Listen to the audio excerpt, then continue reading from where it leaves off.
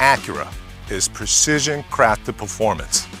We are the performance division of Honda, and we've been on a resurgence to rebuild the brand. And we started with the NSX, and we got heavily into the motorsport business.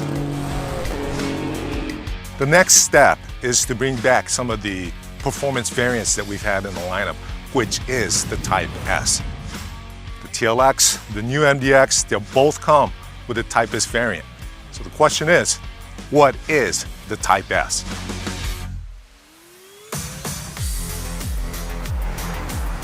From an R&D perspective, it is obviously a sports variant. When you create a Type S, first thing you have to do is you have to put it through a filter of stop, go, and turn. Everything has to be better in all three of those, and you up the game. Does it get more horsepower? Does it get stiffer suspension? All of those things get put into play to make the car more sporty. Originally, we said it had to be a minimum of 30 horsepower. Then we realized 30 horsepower more for an RSX is not the same as 30 horsepower more for a CL. So we came up with a ratio and number to help us figure out what does it need to be in terms of measurable go-stop turn performance. What's the number of horsepower? What's the difference in pounds per foot of torque? What's the difference in braking distance? And that dictates the hardware. But then there's also this emotional connection where it has to be things that people can really buy into.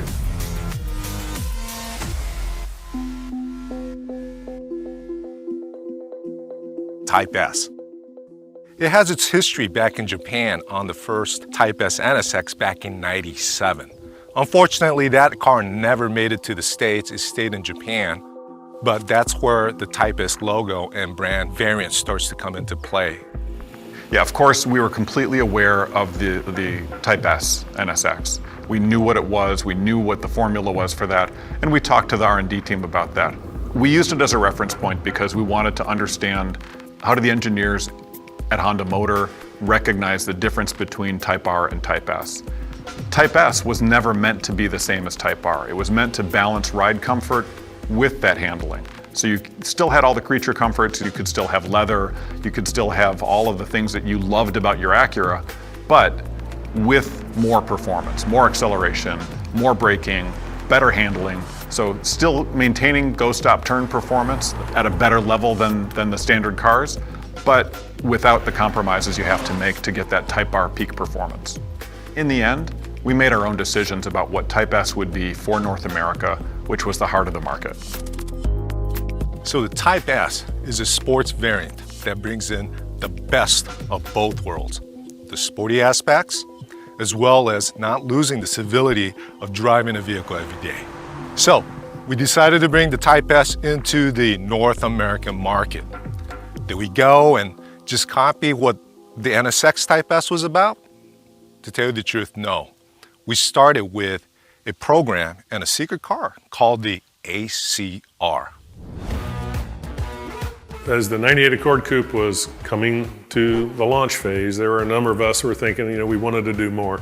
So we proposed, well, let's make a one-off. Let's make a mule, let's make a prototype, let's make a show car. And so we decided to do that and got permission and get a little bit of budget and went way over budget in the end. But we made a car that looked even more aggressive and more sporty and had the performance to match. It became a tool for us to then consider what would we do with the next generation Acura CL.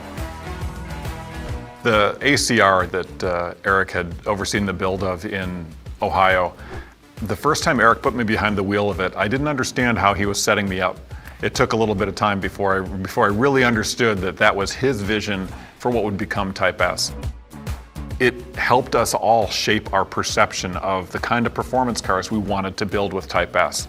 Everything about it just helped us all crystallize our thoughts on how the car should feel. Not the measurements, not the quantifiables, but just the feel and the reaction and how you interact with it.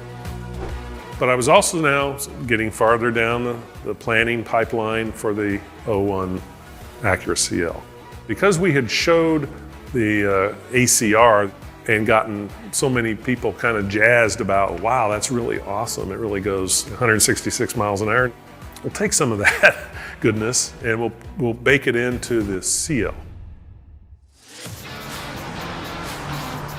Well, at the time of the start of development for the Acura CL, second generation CL, we thought we only need a V6. So let's propose a V6 only lineup, an exclusive new development powertrain, new engine, higher output, and some other changes to define fundamentally for the first time the Type S.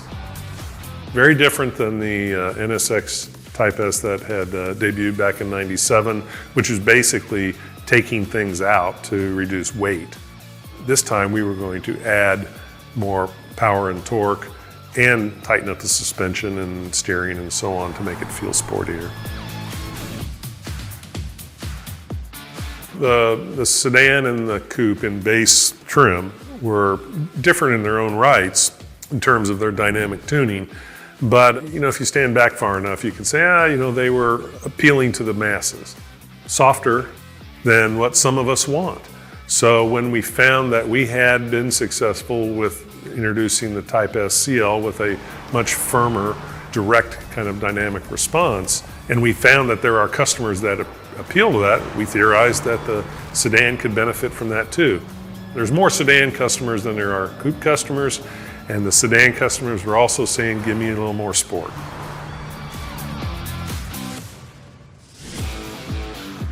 R&D in North America and the R&D in Japan, of course, were linked.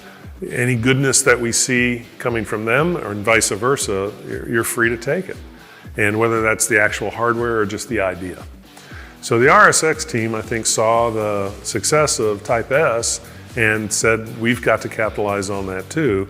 And then working with the product planning folks in North America in both R&D and in sales, put together a set of specs that, I'll say hit the nail on the head. That was the fun one. This is for the kids in all of us. Now, the people who actually bought it really proved us right, because there were some buyers that skewed a little bit older, but a lot of them still have them today. They bought that car to hang on to because it's just for fun. RSX was definitely the wild child of the three.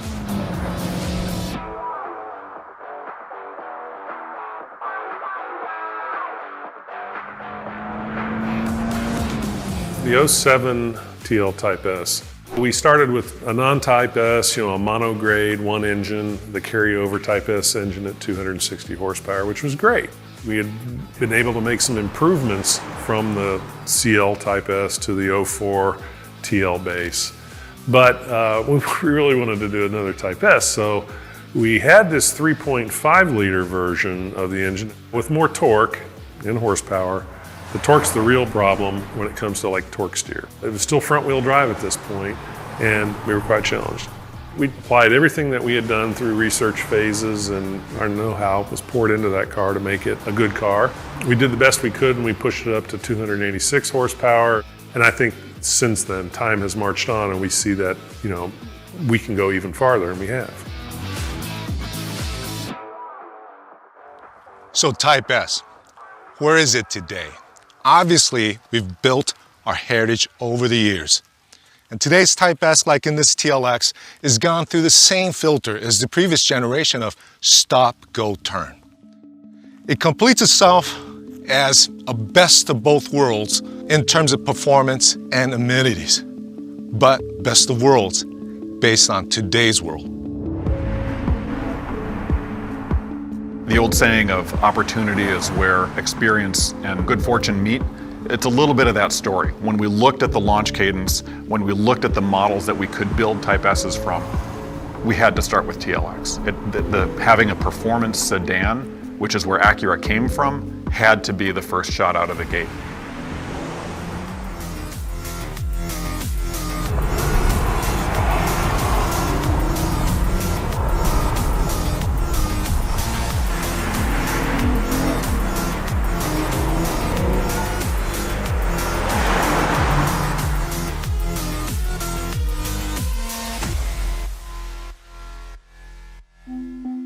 So what's next for Type S? It's in our cars. Obviously, the next step is to bring them into our SUV. Which SUV? the best-selling three-row premium SUV of all time, the MDX. Could we build an SUV with 3 rows that would live up to the Type S promise? And once we realized that we could, there was no other way to go. It was the right thing to do. Being able to add a Type S to that just adds a whole new dimension to it. We couldn't do that until now because we didn't necessarily have the hardware. Now we've got the engine for it. Now we've got the suspension for it. We've got the chassis that will live up to that. Now that we can do all those things, we're doing it right. And that's what's exciting about the MDX Type S.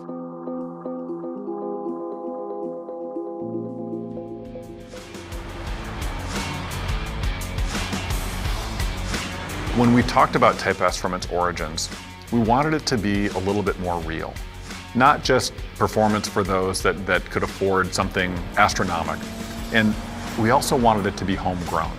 Type S, from its origins, was supposed to be more fun, but this generation of Type S models is specifically targeting the best performance on a track for that competitive set of vehicles, which means you can take it to a track, and the brakes will hold up, and the engine will deliver. The other part of it is we make it for ourselves. We didn't go buy some performance tuner and try to mold them to our way of thinking. It was always our own original concept of what can we do to make this the most of that car that we can make. Those are the things that I think make Type S special. So we talked quite a bit about Type S, where it comes from, the heritage, the DNA, in the past, and how it represents itself in the new products like the TLX and the upcoming MDX. Type S is all about performance, and it is a big part of the precision-crafted performance narrative at Acura. And I can guarantee you, like in the past and now, it's going to be a big part of our future.